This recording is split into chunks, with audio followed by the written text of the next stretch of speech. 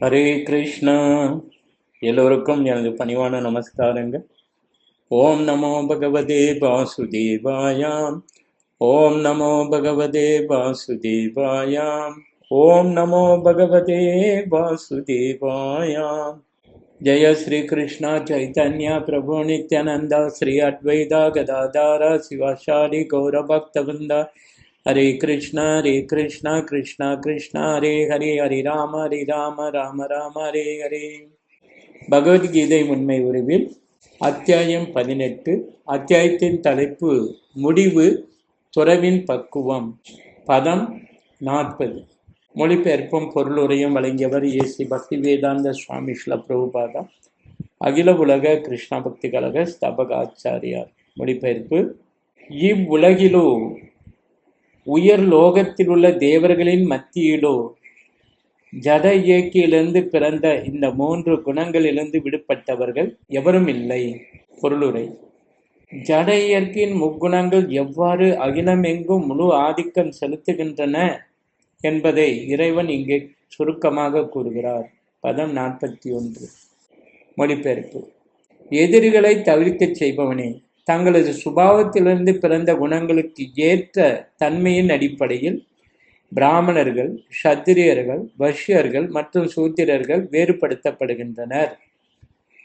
பதம் 42.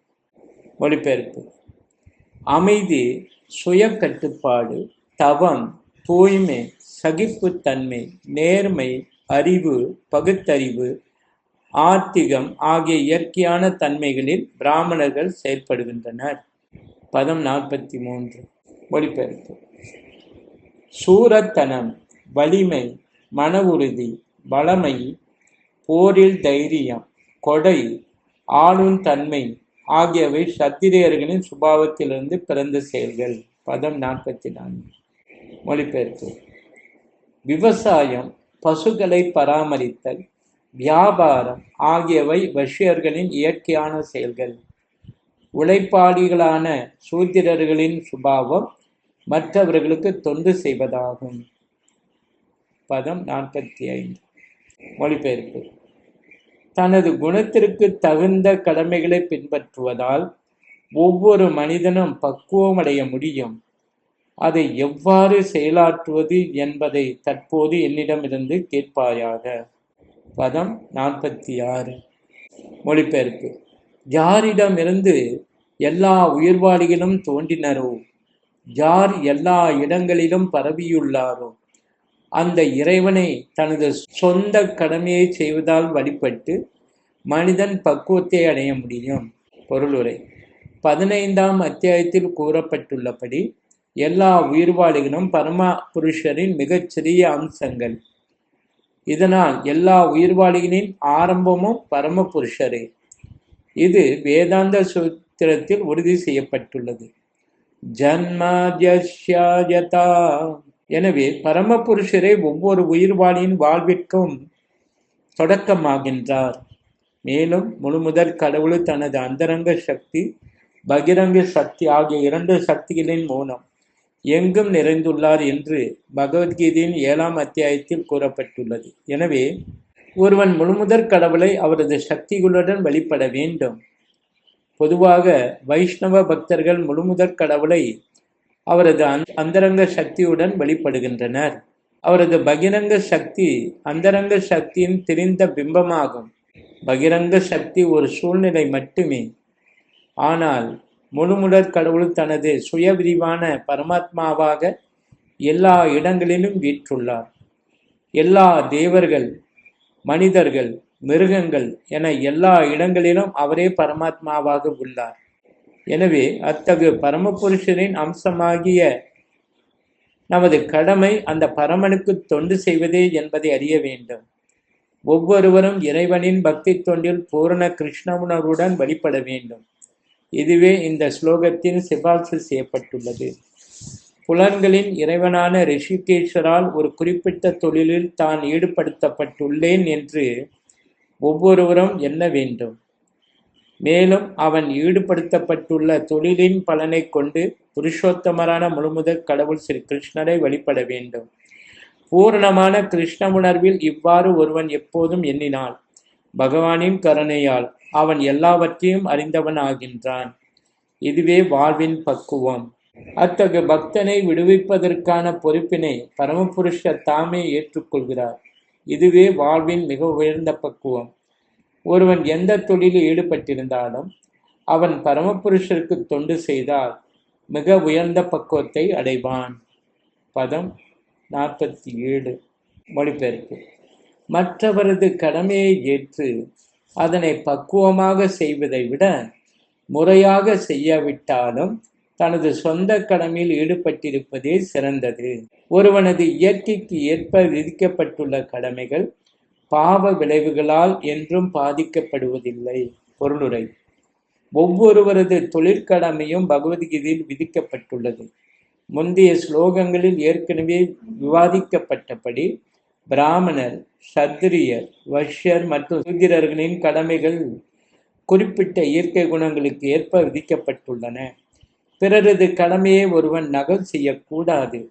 சூத்திரர்களால் செய்யப்படும் செயல்களில் இயற்கையாகவே கவரப்படுபவன் பிராமண குடும்பத்தில் பிறந்திருந்தாலும் கூட தன்னை பிராமணன் என்று செயற்கையாக பறைசாற்றி கொள்ளக்கூடாது. இவ்விதமாக ஒவ்வொருவரும் தங்களது சொந்த இயற்கைக்கு ஏற்ப செயல்பட வேண்டும். பரமபுருஷருடைய தொண்டாக செயல்பட்டால் எந்த செயலும் இழிவானதல்ல. பிராமணரின் கடமை சத்வகுணத்தை சார்ந்தது என்பது உறுதி. ஆனால் சத்வகுணத்தின் இயற்கையில் இல்லாத ஒருவன் பிராமணரின் கடமையை நகல் செய்யக்கூடாது. ஆட்சி செய்யும் சத்திரியர்கள் பல இழிவான விஷயங்களில் ஈடுபடக்கூடும். தனது எதிரிகளை கொள்வதில் சத்திரியன் வன்முறையை கையாள வேண்டும். சில நேரங்களில் சத்திரியன் அரசியல் காரணங்களுக்காக பொய் சொல்ல வேண்டி வரும். அத்தகு வன்முறையும் பொய்யும் அரசியலை விட்டு இணை பிரியாதவை. ஆனால் தனது கடமையை துறந்து பிராமணனின் கடமைகளை செய்ய அவன் முயலக்கூடாது. முழுமுதற் கடவுளை திருப்தி செய்வதற்காக ஒருவன் செயல்பட வேண்டும். உதாரணமாக, சத்திரியனான அர்ஜுனன் தனது எதிரிகளுடன் போர் புரிய தயங்கிக் கொண்டிருந்தான். ஆனால் அத்தகு போர் பரமபுருஷ பகவானான கிருஷ்ணருக்காக நடத்தப்பட்டால் இடிந்துவிடும் பயத்திற்கான அவசியம் ஏதுமில்லை. வியாபார களத்தில் கூட லாபம் பெறுவதற்காக ஒரு வியாபாரி சில சமயங்களில் பற்பல பொய்களை சொல்ல வேண்டி இருக்கும். அவன் அவ்வாறு செய்யாவிடில் லாபம் பெற முடியாது.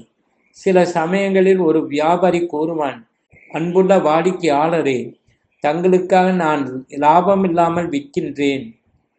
ஆனால் லாபம் இல்லாமல் வியாபாரி இருக்க முடியாது என்பதை நாம் அறிய வேண்டும். எனவே தான் லாபம் பெறுவதில்லை என்று ஒரு வியாபாரி கூறினால் அது வெறும் பொய்யாகும்.